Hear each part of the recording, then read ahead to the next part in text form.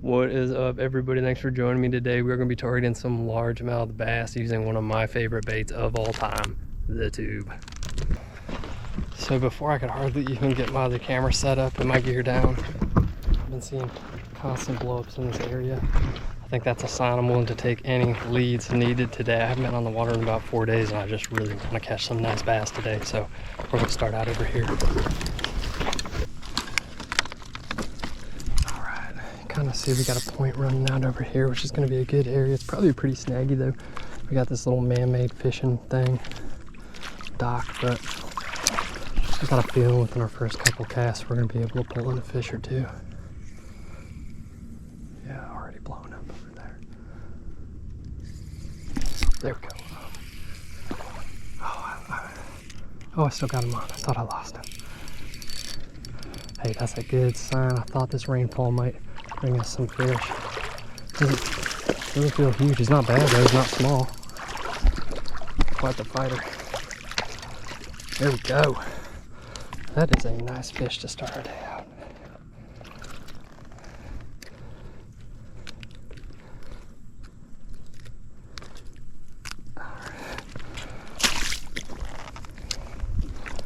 Beautiful, man. That's a decent size. I mean, he surely is chunky. Clean me off a little bit. Pretty one. And there we go, my friends. First cast, first fish. Did not take long at all. I got a feeling it's going to be a really great day out here.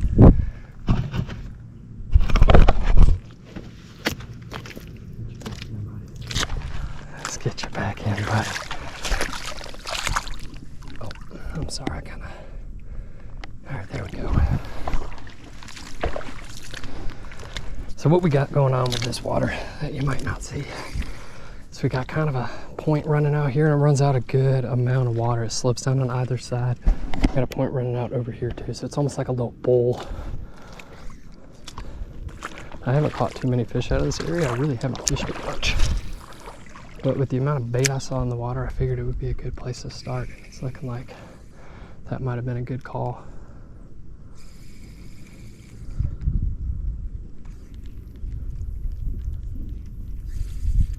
Hey, fish on.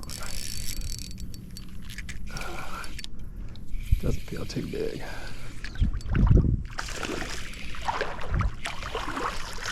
There we go. It's a good day. It is a good day. A little, about a quarter pounder right there.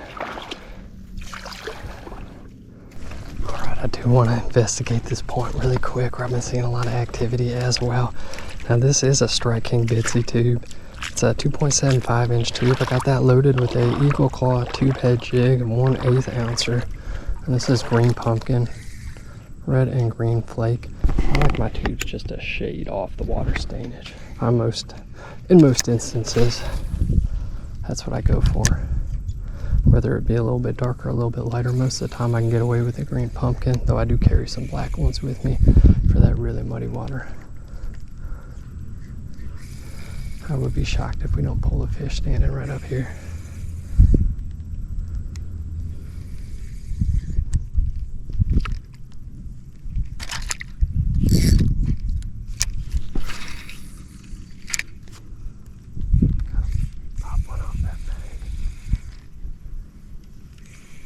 A little bit of a... Oh, there we go, fish on.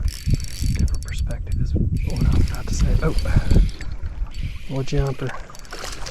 A little big, man. I don't know. Close to the same size as the one we pulled earlier. Yeah, good looking fish, man. Oh, what's that little man? I shouldn't call you that little. That's a decent bass. Maybe a little smaller than one we just pulled. It's got a little melanosis right there on the gill plate. I absolutely love seeing that. This time of year, well, as we progress into fall, I see a lot more of that. Thanks, buddy.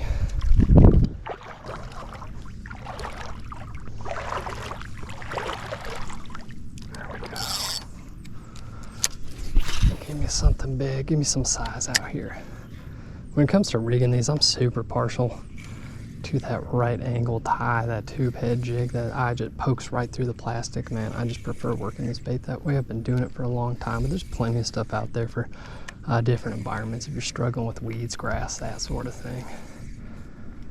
Different tube designs, different tube heads, that sort of deal.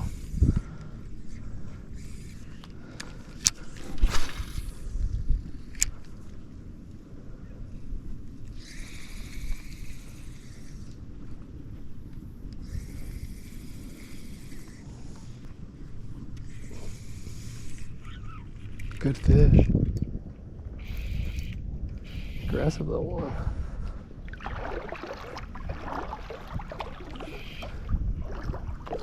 It's just an all-out dink fest out here. I mean, he's not that small.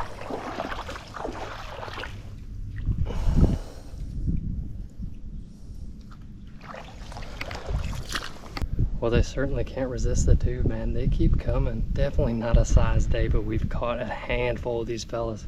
Pretty largemouth.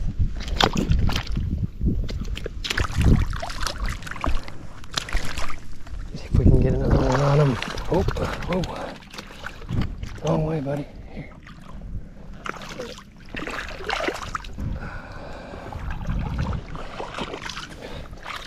There you go.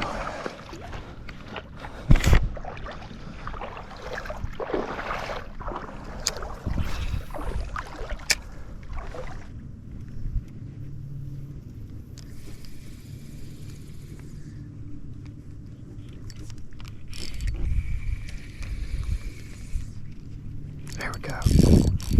Little fella. But I needed him. I've had about a 30-minute dry spell out here.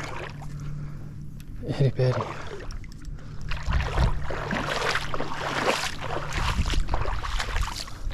That's something. Smallest fish of the day. But I'm thankful for you. I'm thinking this area, if I can navigate around all this, there's like a ton of debris in the water. There's lines, there's rocks. So I'm pretty sure a stump. Lost a couple tubes here. I'm thinking they might be sitting around that stuff. If I can navigate around it, we'll see. There we go. Yep. Very nicer. Oh, good, back to back. Well, not huge, but certainly fighting. Be flippable, my friend.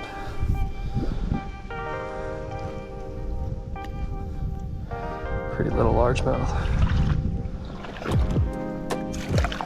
Let's see if we can go 3 for 3 now.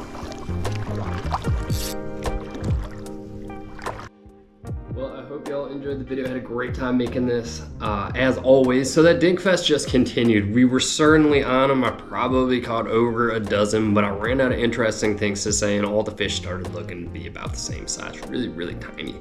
No point in showing that sort of thing. It got quite boring. It was entertaining and fun for me. I definitely capitalized on it. However, we got that boy Mars in the house. What is up, Marsy Mars? What's new with us? We're actually packing up right now. Headed to the Midwest to fish northern Illinois with my brother. So I'm spending about 4 days up there fishing, chasing smallies, pike, largemouth, you name it, anything they have to offer. We got several areas we're about to hit, planned out. We're actually not camping. Originally we thought about it, but we don't have that much time. Family stuff, that sort of thing I gotta be attended to. So we will be fishing daily, trying to put out a little Midwest fishing series while I'm up there. So moving on to the bait of the day, one of my favorite baits of all time. I fish them very often this time of year. That Strike King Bitsy tube. Now, I like rigging them with a 1/8 ounce tube head jig. Got one right there. Now this Strike King Bitsy tube, it weighs in at roughly 3.4 grams. Some are 3.3, some are closer to 1/8, but with the tube head up in there, they're around 1/4 ounce, so just over. Now, rigging these baits, pretty simple. I like to pre-rig them because they can be a real pain in the butt when you're sweaty. It's a tight fit, tight combination, but that's why they fish so well. That's why it just gives you a ton of control right there. It is a perfect fit. So if you part these feelers, There is a little hole down there. I don't know how well that's gonna show up. Probably not well at all. Anyhow, I like to start with the eye, kind of pop that through like this, and slowly glide the head of that tube up here, trying not to rip it. That has occasionally happened to me. It is a pain in the butt. That's why I like to rig them at home. I also like a hard surface and press down with that hook while I'm guiding this up to the tippy top of that tube. Big deal for me is not having an air pocket, and I swear there is a mega difference when you got like a little tiny 1/8 of an inch of air of pocket up in there. They fish completely differently. Having it flush, those two surfaces right together, then popping that eye through, just fishes like an absolute dream. So I do have a few tubes to show y'all. I'm a connoisseur of this bait. I fish them fairly often, and I do like experimenting with different brands. So this is my kind of tube grub soft plastic bin. I have several of these for other baits that I'm into. Now, of course, I got those Strike Kings. I'll show you all the different colors I like to use for different conditions. They're just a absolute boatload. I do order these in bulk when I'm looking for certain colors. So I have the green pumpkin. Now, in the video I was using green pumpkin, red, and green flake, which they are still in my bag. Actually, I have a pack of them right here. So just a subtle difference. You just have red and green flakes in there. Black neon. I like this one. While it's raining, after rain, or in very, very muddy conditions, muddy creeks, muddier than what we were working today. Well, I stirred up a lot of mud. It sometimes looks muddy, and it's a straight mud bottom. The water is fairly clear to a degree over there. So it's just a straight up black with some red flake in there. And do quite well with these. I actually caught my PB spotted bass on this very color. Very too. Pumpkin, green pumpkin. We got a watermelon copper craw right here for that lighter stain. Kind of expressed in the video how I like to get right off the stainage, either just slightly lighter or slightly darker than that color. It just gets hit. Now, this one I haven't caught a fish on yet. Looking forward to it. I've only fished it like 2 times, but we have the mustard. I just found that color really, really interesting. I wanted to order some. Bit of an impulse buy on my part. Now, moving on. We got the Tube Craw by Bass Pro Shops. Yet another impulse buy by me. I haven't actually rigged these. I haven't taken them out. I do have a large drawer of tube heads as well. Different makes, different models, just to fit the different ones I like to work. So you got your feelers right here. I guess your little claws. And down to that tube. That's a big one, man. That's like, what, 5 inches? 4 inches. Could have fooled me. Looks closer to 5. That Bass Pro Shop tender tube, if I'm trying to replicate a bait fish. I have used this tube a lot. I used to have 2 packs of them. Can I even get this thing open? There we go. This is a 3.5 incher. And really, really great plastic. I do enjoy the Bass Pro Shop tender tubes. If I live closer to one, I have to drive up to Nashville to get to my nearest one. And it's a pain in the butt. I just don't enjoy that Nashville traffic. So we got poor boy baits. They make some interesting ones. I thought these were smaller when I ordered them. They ended up being, I think, 4 inchers. Yeah. So, well, I have used these a couple times. I haven't caught a fish on them. I think I will be able to. Kind of a neat one right there. Rigs well with a 1/4 ounce tube head. And we got the Strike King 3.5 inchers. This one is a bleeding melon. Pretty neat color. Right here. Whoops. And last but not least, I actually think I have a couple other packs of interesting ones scattered amongst other tackle boxes. So these ones, I couldn't even tell you what they are. As you can tell, the labeling popped off. I actually bought them in Oklahoma out of a roadside shack, really. It was a tackle shop attached to some dude's house. So basically on his property, on our way to a little, really neat lake we were fishing up there on a couple-week trip I spent up there. Ended up, going to this really interesting tackle shop, and they had just really, really old, really neat tackle there. And I found these in there, and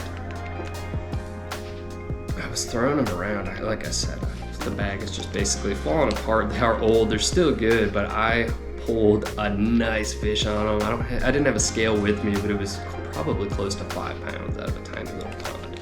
Well, working that bait right there. And I did rig it with an EWG, had no issues. Anyhow, guys, I gotta get to packing. Gotta get out the door pretty soon so I can make it. Well, there's probably gonna be some night driving through the city. It is what it is. Anyhow, be good to yourselves, be good to each other, and get some good fish on, my friends. I will catch y'all next time. See you for that Midwest fishing trip. Peace.